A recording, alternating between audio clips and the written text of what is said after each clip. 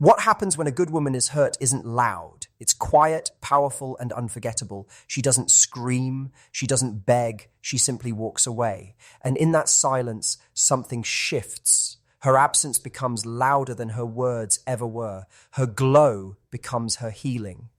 And the space she leaves behind, that becomes the lesson no one forgets. This isn't about revenge. It's about rebirth. Because when a good woman is broken, she doesn't stay shattered. She rises, stronger, wiser, and untouchable. There comes a moment in every strong woman's life when she no longer feels the need to explain, argue, or justify her feelings. That moment is powerful, not because she no longer feels, but because she has outgrown the space where her emotions were continuously overlooked. Silence in this context isn't an absence of feeling. It's the quiet storm that follows the realization that peace is more important than proving a point. When she's been hurt, it's not always the tears that tell the story. It's the stillness, the calm way she carries herself, the quiet withdrawal of her energy from a place that no longer deserves it. This kind of silence holds centuries of wisdom, years of unspoken battles, and a decision to finally choose herself. This isn't the silence of giving up. It's the silence of rising above. It's what happens when she decides her emotions are sacred, not subjects for debate or dismissive reactions. In a world where people shout to be understood, she learns that the most dignified form of communication is sometimes saying nothing at all, because silence, when used with clarity, becomes a declaration of boundaries. It says, I've tried, I've spoken, I've reached out, but now I protect my peace. And anyone who's experienced this kind of energy shift knows how deeply it speaks, even without a single word. She may still feel everything, every ache, every question, wry memory, but she doesn't let those emotions dictate her response. Instead of pleading, she retreats. Instead of pushing, she pauses. That kind of self-control is not born overnight. It's built through emotional endurance, through lessons learned the hard way, and through the courage to feel everything without collapsing into the weight of it. Her silence becomes her shield, not because she's afraid, but because she's done explaining pain to those who didn't listen when she was expressive. She's learned that repeating herself doesn't make her more understood. It only drains her further. Inside, that silence is growth. She starts listening more to herself. She tunes into her intuition, rediscovers her passions, and reflects on her truth. It's in this phase that she becomes her own healer. She no longer depends on external validation to affirm what she already knows about her worth. In fact, this silence is where she begins rebuilding. Not just from the pain, but from the pieces of herself she gave away too easily. And with each quiet step forward, she reclaims the parts of her that were forgotten, ignored, or minimized. The world may mistake this silence for indifference, but it's the opposite. It's love turned inward. It's compassion redirected. It's what happens when someone finally chooses to stop bleeding for a place that won't heal them. Every time she chooses not to react, she's reinforcing her strength. Every time she walks away from conflict, she's choosing peace over chaos. And in doing so, she's teaching herself how to be her own sanctuary. People underestimate the power of a woman who's gone quiet. They don't realize the emotional earthquake it takes to bring her to that place, because she's the one who stayed up trying to understand. She's the one who forgave before she was even asked. She's the one who gave multiple chances, extended grace, and led with love. So when she goes quiet, it's not a sign she doesn't care. It's the clearest sign that she has finally accepted what she cannot change.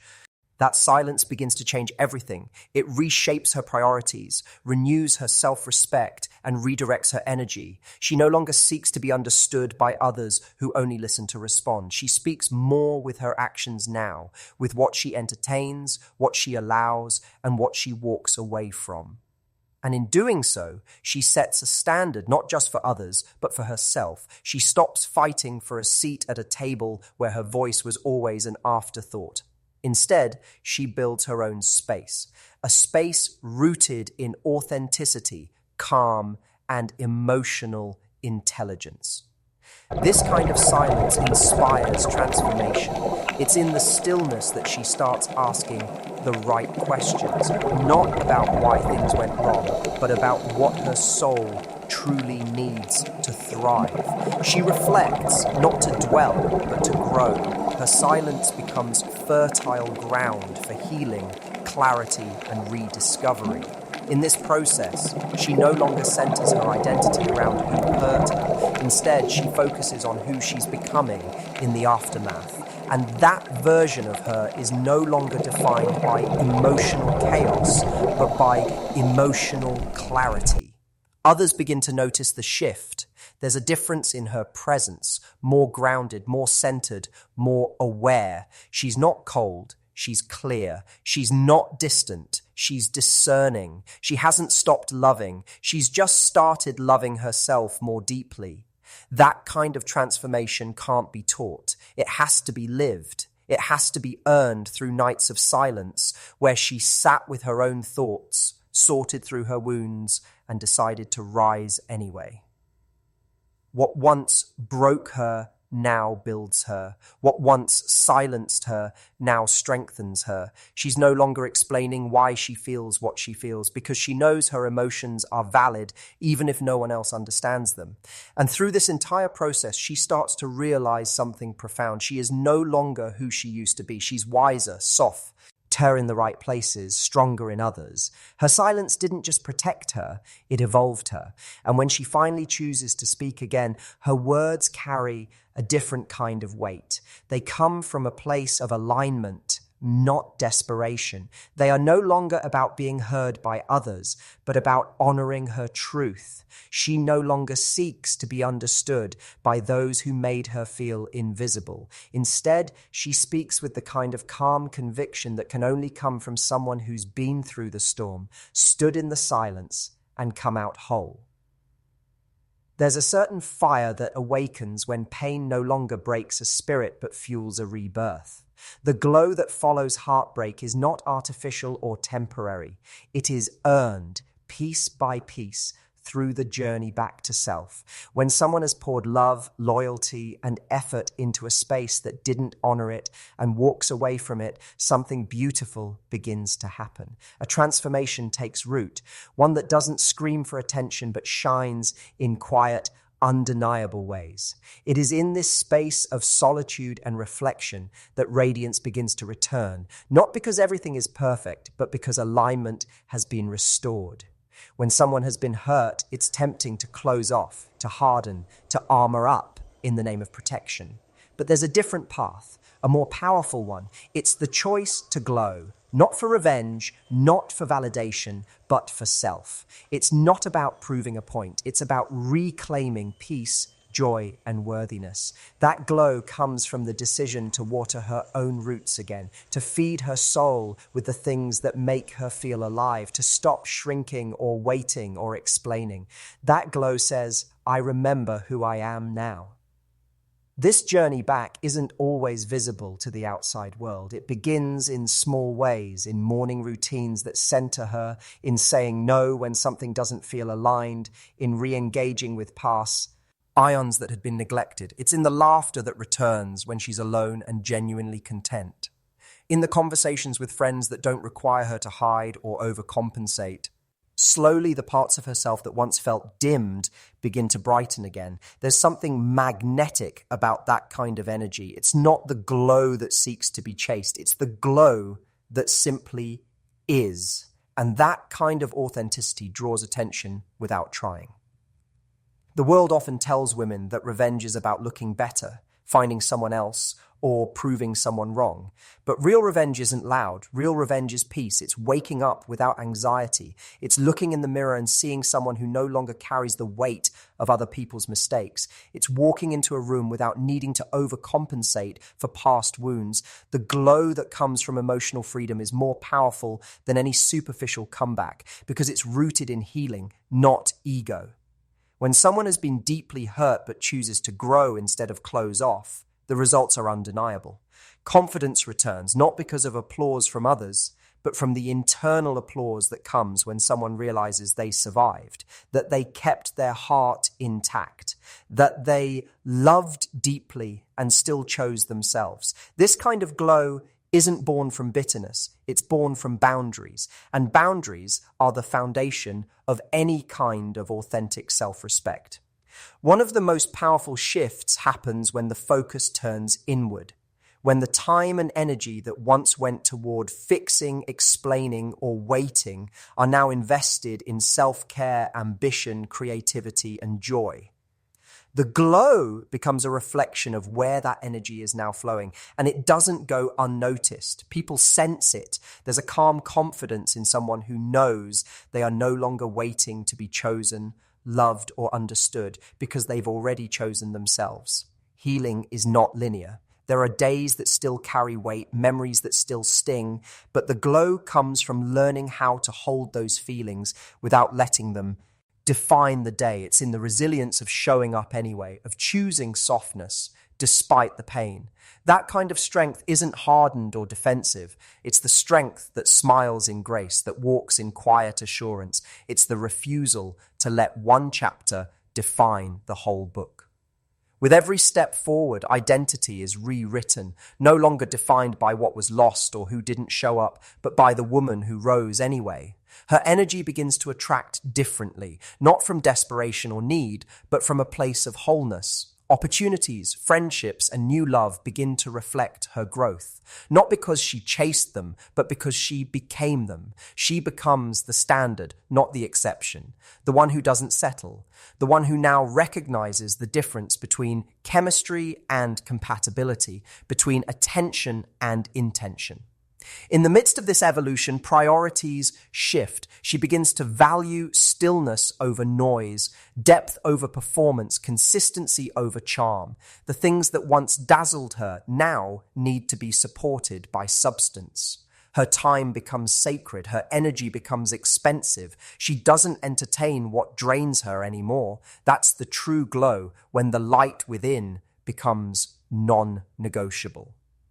The people who once overlooked her begin to notice, not because she's trying to be seen, but because she no longer needs to be. She's no longer operating from a place of lack. The validation that once came from others is now internal, and that makes her radiant. She's not trying to compete, compare, or conform. She's just rooted, grounded, lit up by her own truth. There's a clarity that comes after healing, a quiet knowing. She can now look back without wanting to go back. She's grateful for the lesson, but she doesn't wish to relive it. The glow isn't about the past, it's about what she's building now. A life that feels like peace, a future that reflects her growth, a love that begins with her and extends to those who know how to honor it.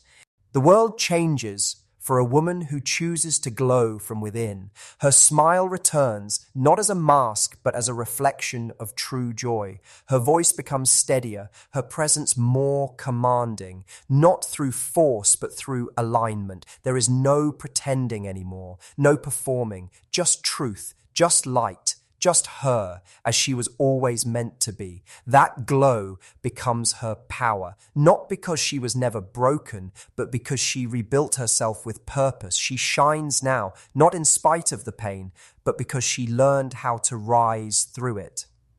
There is a unique kind of power in choosing to walk away from a space where love was given freely, but never truly held with care.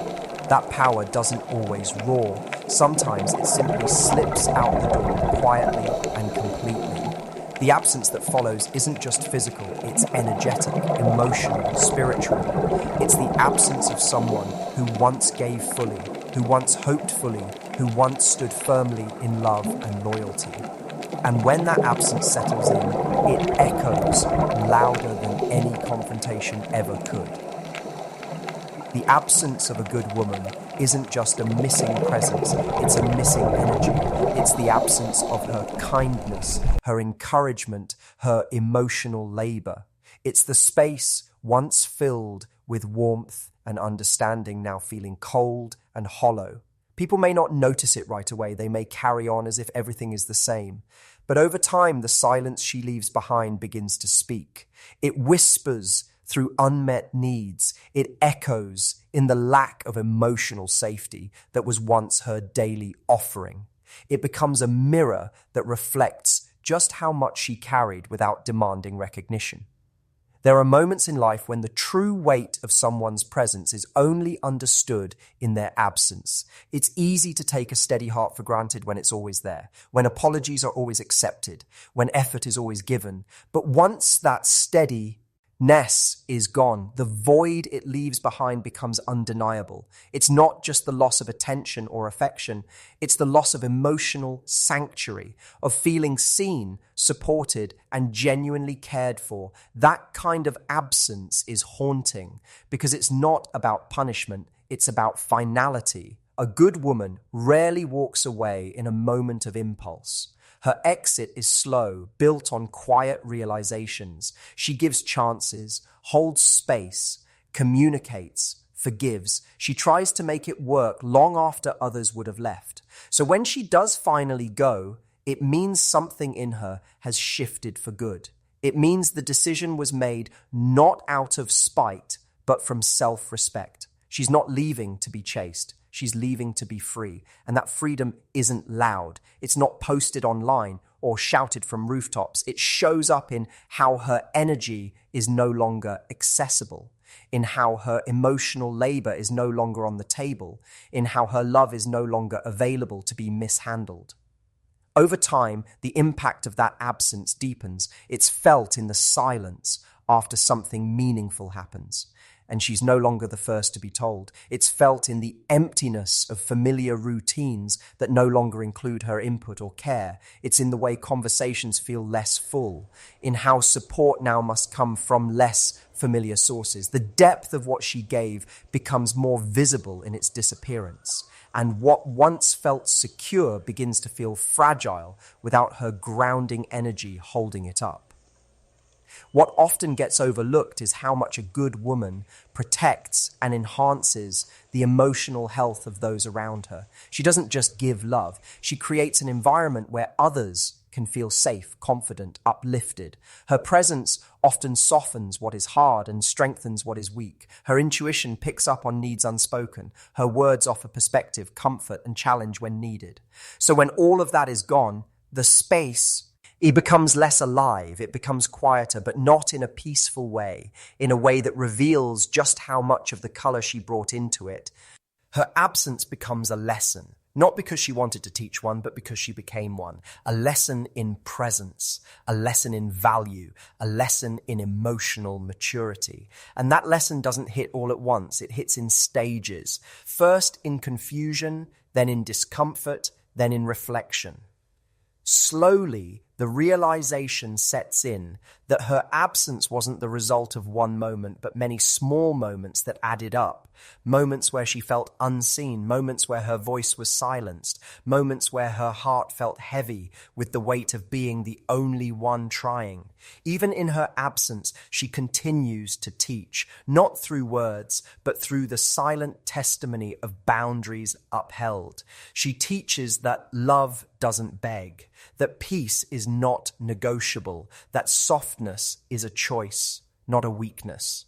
Her absence reminds others that loyalty has limits.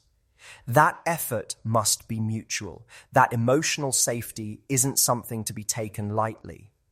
The more time passes, the more her presence becomes something that's remembered, not for its perfection, but for its depth, its sincerity, its consistency. As the days turn into weeks and the silence remains, it becomes impossible not to notice the impact. It's felt in the little things, the conversations that fall flat, the encouragement that's no longer offered, the motivation that used to come from her belief in others now missing. Her absence strips away the illusion that she was just one part of a story. In reality, she was the one holding many parts together. Her absence doesn't cause collapse, but it removes the glue. And without that, things begin to fall apart. She doesn't need to return to be missed. She doesn't need to explain her silence. Her decision to walk away is her final act of self-love. And even though she's no longer present, her value becomes more evident than ever. Not because she's proving anything, but because truth always rises in silent sea. Her worth, once overlooked or underestimated, becomes undeniable when the comfort of her care is no longer there to lean on. In the absence of her presence, others are left with memories of the way she showed up, the way she listened, the way she cared without keeping score, the way she gave even when tired, the way she stayed when others would have left. Those memories linger, not to create regret, but to hold a mirror up to reality, to show what was lost when her heart was no longer in the room. Absence is powerful because it reveals, it strips away noise, it leaves only the truth. And the truth is, when someone gives with all their heart and walks away, it leaves a mark. Not a scar, but a space that quietly asks, did you see what you had? It's a question that may not be answered with words, but it will be answered in reflection. And reflection always comes, especially when the quiet left behind carries the weight of a love that was once everything